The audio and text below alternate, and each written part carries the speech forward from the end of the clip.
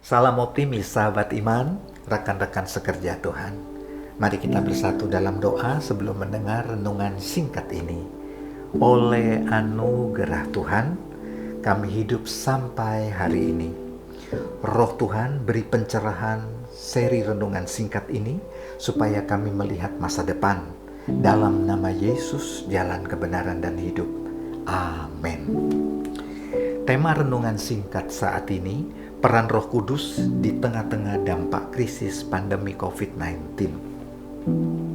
Saudara-saudara yang dikasihi Tuhan, sekalipun dampak krisis dimensional pandemi virus corona ini begitu buruk bagi kesehatan, ekonomi, keluarga, lingkungan sosial, pendidikan, tumbuh kembang kepribadian dan masa depan, namun percayalah, Roh Tuhan yang perkasa itu sedang melayang-layang di atas kita untuk pemulihan kembali segala sesuatunya.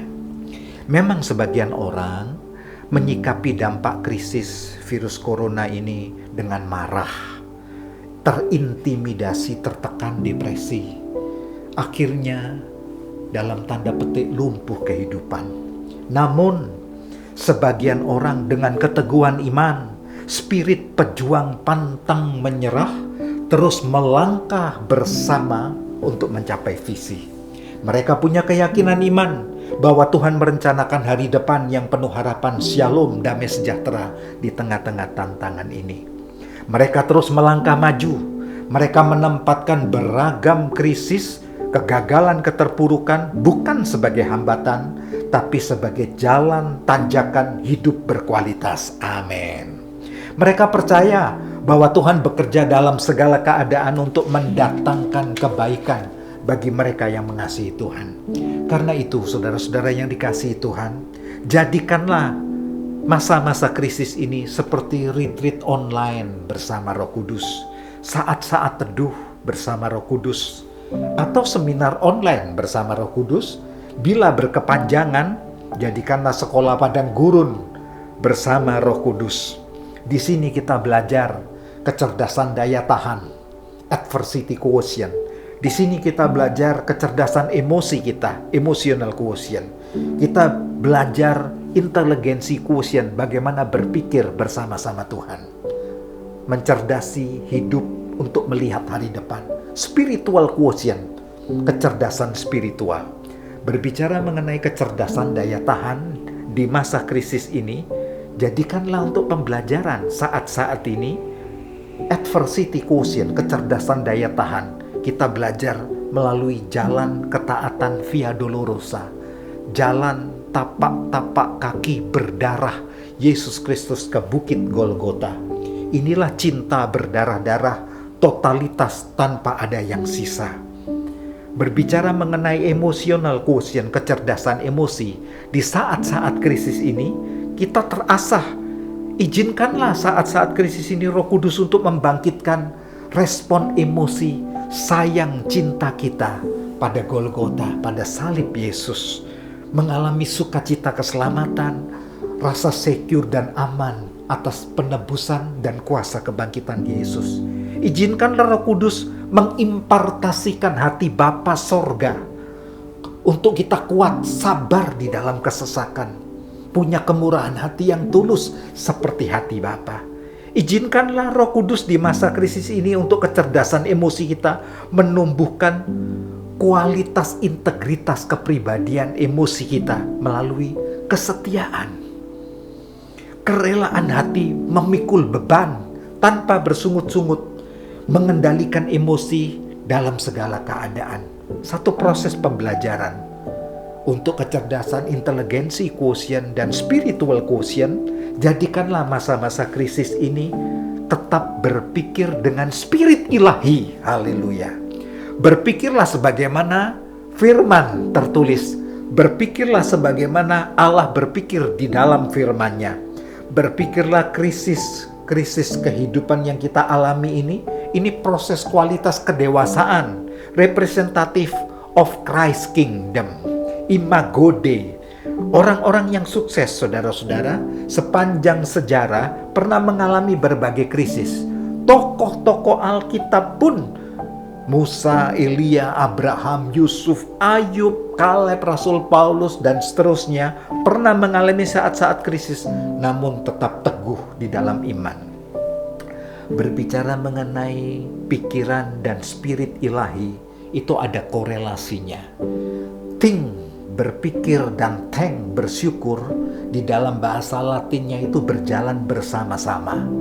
Karena itu di dalam suratan Filipi pasal yang keempat ayat ke-8, Anda rindu hidup damai dan sukacita ilahi dalam hidupmu, pikirkanlah yang mulia, pikirkanlah kemuliaan itu, pikirkanlah kebenaran, pikirkanlah keajaiban kasih Tuhan, pikirkanlah hikmat kebijaksanaan Allah, pikirkanlah kemahahadiran Tuhan, pikirkanlah keperkasaan Allah. Maka kata Alkitab, damai sejahtera Allah yang melampaui segala akal itu akan memelihara hati dan pikiranmu. Jadi pikiran dan spirit Anda berjalan bersama-sama. Karena itu jagalah pikiran dan spirit ini dalam kebenaran firman. Itu ibarat jendela untuk melihat masa depan. Satukan pikiran dengan spirit Anda. Misal kita berpikir keperkasaan Allah, satukan dengan spirit passion, gairah ilahi di dalam saudara. Ya, amin, aku mempercayai itu. Aku meyakini Allah melakukannya itu. Maka terjadilah korelasi. Keajaiban, mujizat diawali dari pikiran dan passion imanmu di dalam firman Allah. Maka mujizat itu terjadi di dalam saudara. Untuk pencapaian ini kita perlu karya Roh Kudus. Akrablah dengan Roh Kudus. Akrablah dengan Roh Kudus. Di dalam Alkitab, Roh Kudus memakai kata parakletos. Artinya bukan sekedar penolong, tapi tajam, saudara, artinya. Penolong dalam kesesakan yang sangat terbukti, itulah parakletos. Dia pendamping, companion. Dia penuntun, guide yang handal. Dia pembimbing, penasehat, konselor yang oke punya. Ya, dia juga pendidik, guru agung dalam seluruh kebenaran. Sebagaimana Yohanes pasal 14 ayat 16. Dan bulan ini, Mei dan Juni, kita sedang memperingati masa raya Pentakosta. Di dalam perjanjian lama, Imamat pasal 23, masa raya Pentakosta adalah masa raya tuaian, panen raya. Umat Israel dengan penuh sukacita dan syukur atas berkat tuaian. Dan masa raya Pentakosta ini rangkaian ucapan syukur atas keluarnya bangsa Israel dari tanah perbudakan Mesir, lalu pemberian Taurat di Sinai, dan berkat tuaian panen raya Pentakosta itu sendiri. Kalau saudara tarik benang merah makna rohaninya dalam, bukan? Kuasa penebusan salib dan kebangkitan Yesus, kuasa firman Bukit Sinai buat kita, ya. Lalu taat membawa panen raya.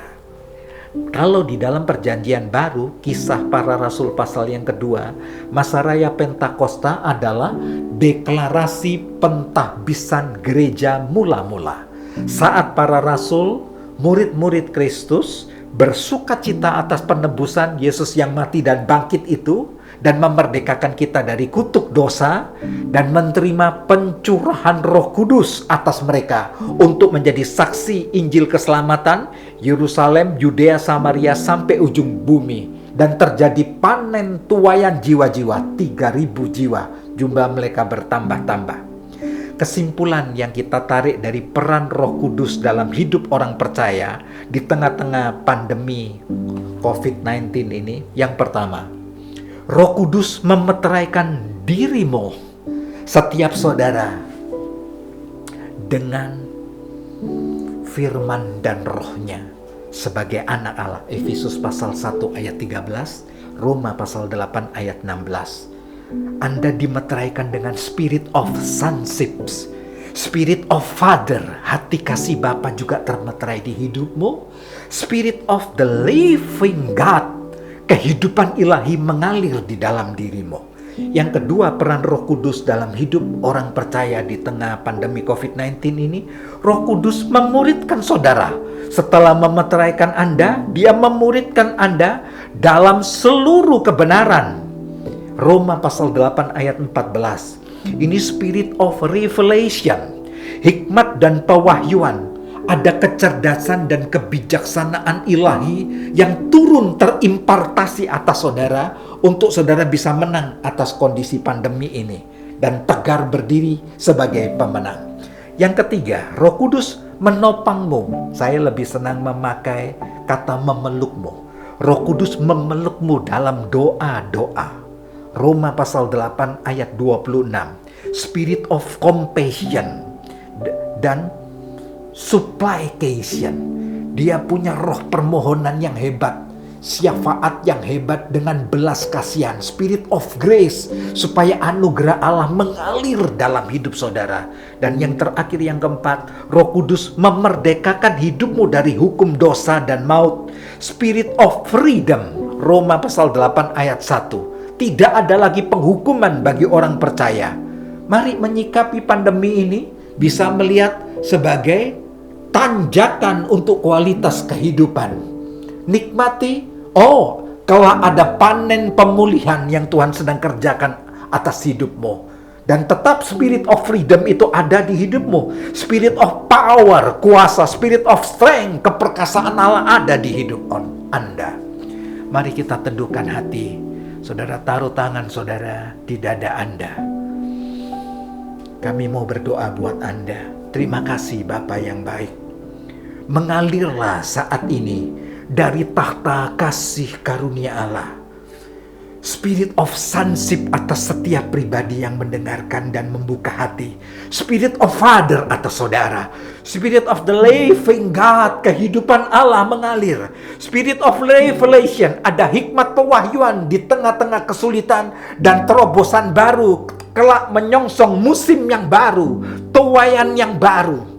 Spirit of compassion, ada belas kasihan Allah. Spirit of freedom, kemerdekaan. Spirit of power and strength, kekuatan, keperkasaan, mujizat Allah. Tuhan menyembuhkan dan memulihkan setiap saudara-saudara kami yang sakit, yang depresi. Tuhan bangkitkan dengan roh kebangkitan Kristus. Percaya Tuhan berbuat yang terbaik dalam hidup saudara. Dalam nama Yesus, umat percaya katakan amin. Salam optimis, yang terbaik Tuhan sedang siapkan buat kita. Tetap kuat. Amin. Haleluya.